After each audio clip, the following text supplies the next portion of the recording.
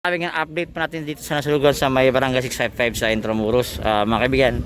Alright mga kaibigan, magandang tanghali po sa inyo lahat. This is Charles po. Kakatapos na po ng event dito po sa may Delpan. Bunting po ang secretary, tama ba? Ng NHA. And then kasama si Yorme Isko Moreno. Sayang wala si Vice J, baka may ginagawa. Chairman Jacob, kamusta po sitwasyon ngayon sa Intramuros? Balita ko medyo mainit ang sitwasyon dahil nga yun nga ang lupa na yun pagmamayari na isang pribado. Ano pong masasabi niyo doon? Well, unang-una, no, magpapasalamat ako sa Panginoon Diyos dahil binigay talaga si Yorme sa lungsod na Maynila na makabalik ang ating mahal na Yorme. Siyempre, dahil nga sa kasipagan niya, no, na makabalik talaga ang mga tao, at isa pa, dumalaw na, nagparating na ng tulong ang NHA sa panguna na ating mahal na Pangulo, at medyo nagagalak ako dahil may possibility na ma-award sa mga tao ang kanilang tinitirikan lote. Hopefully, dahil sa pamamagitan ng ating mahal na Yorme. Maraming salamat, boss.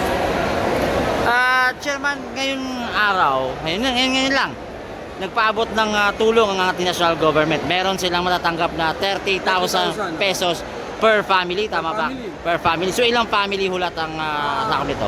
Actually, 532 ang declared ng MDSW. Sila yung mga nandito ngayon sa location.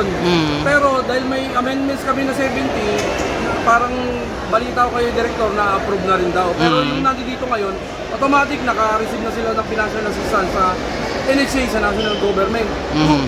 Ano yan, BBM yan. So, ora-ora na makakuha na to. Ngayon na. So, pambili nila ng mga gamit. Yes, para makabalik na kagad, makabili ng materyales, o kung may mga gamot. Laking bagay. Unang-una, nagbigay na kagad ng pauna ang ating mahal na Yorme na 15,000 dahil nga yung bilis kilos. Follow up kagad to mga kasama. So, speaking of gamit, last time may nakita akong mga videos na hinaharangan ito ng mga security guard ng Intramuros. Ano po ba ang kwento nun? Oo, dahil nga, syempre, ang Intramuros Administration, although sila yung may authority dun sa loob ng Intramuros, okay, pero dahil for humanitarian consideration, dahil mga tao to tao ng mga lungsod ng Maynila, at syempre, kailangan makabalik agad sa mga tirahan dahil may mga bata, may mga matatanda na maaaring magkasakit. Pero because this is a private property, Intramuros Administration has no jurisdiction over the property. Maliban na lang kung talagang ang gagalawang ang lot owner, pero hopefully ngayon I'm very happy to tell you na wala po silang galaw at hindi na umusap po sila nakikita. So last time ba nung nag-meeting kayo kasama lahat ng mga chairman sa Intramuros, ito ba yung pinag-uusapan? Hindi nakasama ang ibang chairman. Anong nagkasunog, ako ang issued yung urban ng housing natin, ang Intramuros Administration, yung Bahay Chinoy, kasama sila doon sa unang-unang gawin natin, yung for humanitarian reason. Tumulong muna tayo bago natin problemahin yung mga dapat problemahin. Kasi ito, buhay na ng tao pinag-uusapan dito at paninirahan nila. Kaya ipairal muna natin dito yung siyempre yung puso. Tao na lang. Makatao muna. Yes. So again, Chairman Jacob, maraming salamat. Barangay 655. So, ayan mga kaibigan, natutuwa na naman yung mga kabarangay mo kahit paano may panimula. Dahil sa ating mahal na Yorme talaga yan, sa pamamagitan natin ni Yorme. Boss, thank you very much sa'yo. At ibinigay ka ulit sa City of Manila. Isa kang tunay na leader. Love you, boss. Ayun, thank you po. Ingat po kayo. Mga ilang araw nakalipas, balikan natin ang sitwasyon dito. At nakita nyo kayo mga kaibigan. Simula na pong nire-repair ng ating mga kababayan na nakatira dito sa Intramuros ang kanilang mga bahay. So nakikita nyo sa side na to, meron ng sisimula ng ginagawang bahay. Ayan, meron ng mga bubong, temporary shelter nila. Pero nakita ko mga kaibigan, meron ng mga hollow blocks na nakapwesto dyan. At inaalaw naman ng IA ito. Oh pare, ito yung mga kaibigan ko pala. Ano pare, simula na? Simula ng repair? So ito na, ginagawa na nila dito. Musta kayo? Ito na, ginagawa na. Simula na. So pinapayagan naman pare. Hindi na nagagalit yung iba. May iba So ito mga kaibigan, tatayin lato bilang haligi pa to, no? Tama, no? So hindi pa nagigibahin to, iba to. Ay ano na lang, i-repair na lang. Yun na lang, patong na lang. Patong na lang din, oh. At least ano na, tawag dito, bato. Pare, ingat ka pare ah. Ingat kayo ah. Ay mga kaibigan, so update natin. Nakita nyo mga kaibigan, may mga bahay na rin dito na tinatayo. Ayun nga, ito yung mga ginagamit nila. Yan mga kabilya na yan. So ito yung pwesto din ni Chairman Jacob. Inabot din to. So ito nakita nyo mga kaibigan, oh, nagre-repair na. So kanina lang nagpaabot po ng tulong ang ating national government na tig 30,000 na per family, and then meron din 15,000 na tanggap sila galing din sa local government. So ayan, nakita nyo ginagawa na, dinagdagan na yung mga nasunog, yung mga bato nun, at mas pinatibay pa, ginawa pa ulit na mas lalong mas buong bato na kaysa dati na puro pa may mga sakop ng kahoy-kahoy yung ginagawa. So ayan, nakita nyo, di ba? Yan ang ebidensya ng sunog last time. Pero yun nga ngayon, talagang patuloy ang repair at inaalaw na silang magtayo. So possible, yun nga, sabi nila makakabalik pa rin sila, kasi last time yun yung pangamba nila na kung makakabalik pa sila dito sa may Barangay 655 sa Maisan. So again, sa nakikita nyo, nire-repair na yung mga kable, nandito yung mga telco. At ayan, nakita nyo, ito bagong gawa naman to. Diba? So sa ngayon, nakita nyo, ito ating mga kababayan, dito pa lang sila sa may gilid ng kalsada nag-i-stay. Pero sa ngayon, ayan, tuloy po yung repair ng kailang mga bahay. At least meron na silang mga bahay na nire-repair.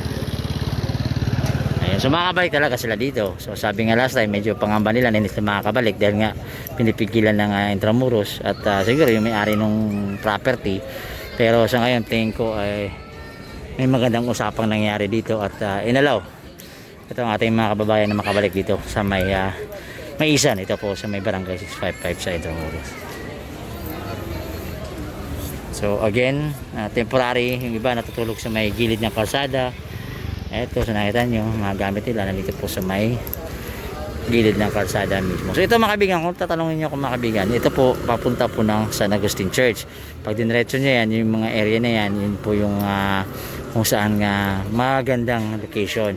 Pero yun nga, dahil nga nasunog, sinarado muna temporarily yung lugar na ito at hindi muna madadaanan ng ating mga kababayan. Pwede naman dumaan tao pero sasakyan bawal ho dumaan muna rito. So again, ayan, kay Chairman Jacob po ito sa kabila pong side, iba na pong chairman dyan, barangay kay ano na yan, kay Chairman Albay.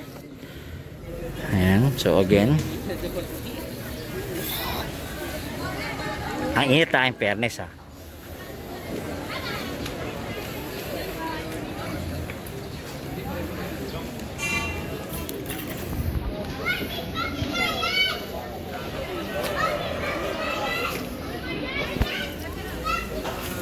So may daanan dito, pasokin natin yan mga kaibigan. Tingnan natin dito mga kaibigan. Papakita ko lang sa inyo yung sitwasyon po rito. So ito may mga daanan mo yan. May daanan din dito last time, dito ba yun?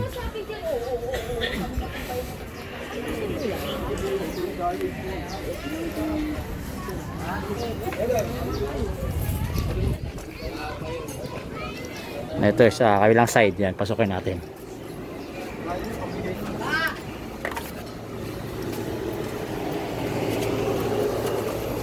Naka-aircon pa. Kuryente na dito.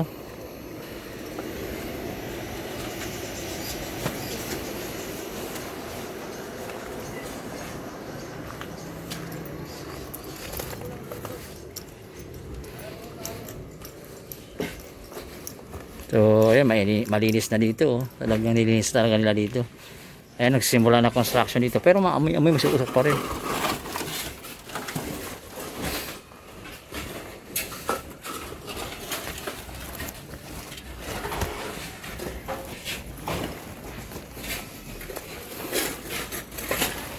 Para iba amoy pare ah. Manok? Manok Pero sunod. Ah. Ito, manok to. Dapat ipatapon na to. Nangangamoy mga kaibigan. Amoy nabubulok.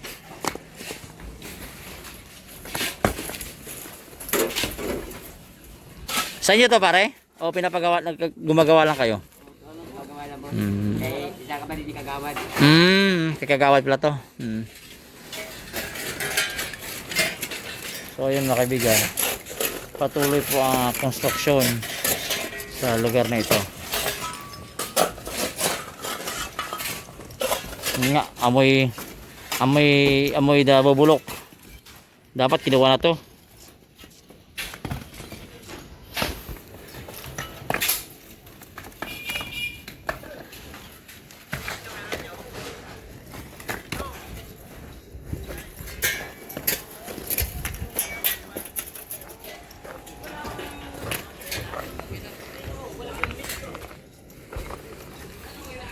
Ayan, so tuloy po ang construction.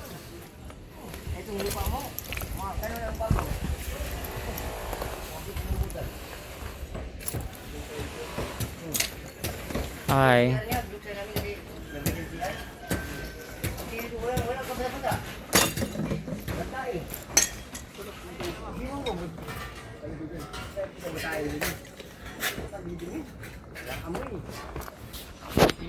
So alright, again mga kaibigan, this is Charles Reds po. Ayan, sa ating pag-update from Intramuros, Manila.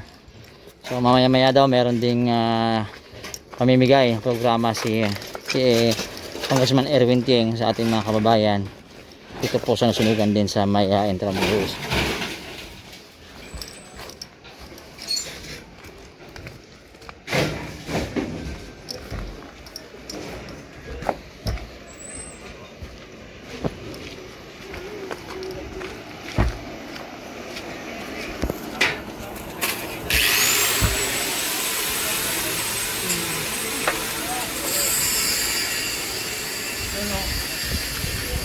Abutin lang doon, no?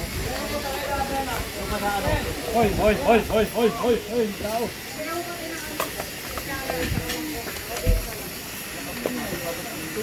Ayusin mo na ng pagkanda, ang tangadaan.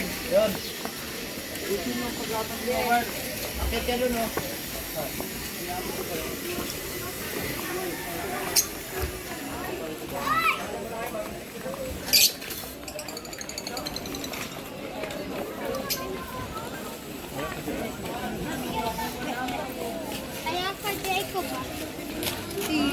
So alright po, this is update po. Magandang araw po, ingat po kayo.